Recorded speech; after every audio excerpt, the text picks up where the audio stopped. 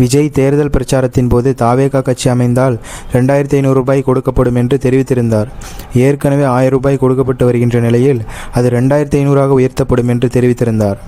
ஆனால் அந்த 2500 விட 1000ஆவது வருமா என்ற கேள்வி எழுந்திருக்கக்கூடிய சூழ்நிலையில்தான் தமிழக அரசு மிக முக்கியமான ஒரு செய்தி வெளியிட்டிருக்கிறார்கள். அதாவது பெண்களுக்கு மாதந்தோறும் 1000 உரிமை தொகையாக வழங்கப்பட்டு வரக்கூடிய கலைஞர் மகளிர் உரிமை தொகை திட்டத்தில் மறுசீரமைப்பு செய்ய அரசுக்கு உரிய கால அவகாசம் தேவைப்படுகிறது.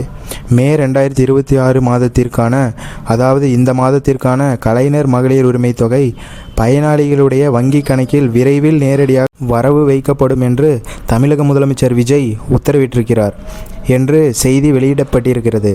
தமிழக அரசு, அதாவது விரைவில் என்றால் நாளைய தினம் 1000 ரூபாய் வருவதற்கான வாய்ப்பு மிக மிக குறைவு.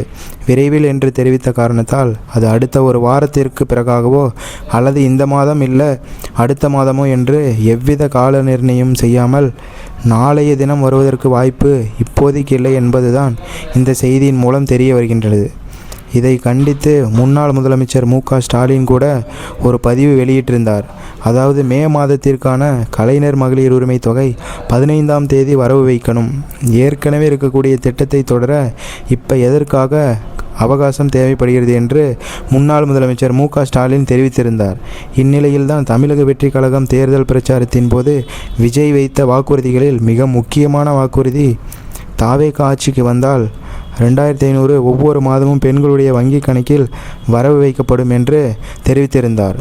நாங்கள் சாத்தியப்படக்கூடிய வாக்குறுதிகள் தான் கொடுத்திருக்கின்றோம்.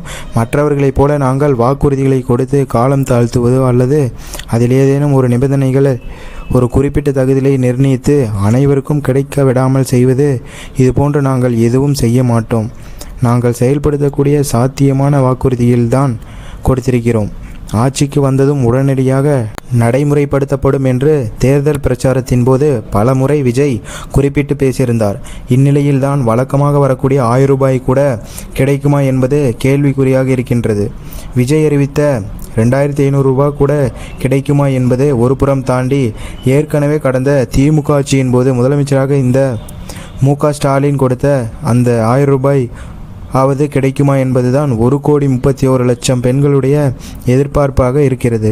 ஆனால் தமிழக அரசு அதிகாரப்பூர்வமாக இப்போதைக்கு விரைவில்தான் அறிவிக்கப்படும், விரைவில் 2500 வழங்கப்படும் என்று விஜய் தெரிவித்திருக்கிறார்.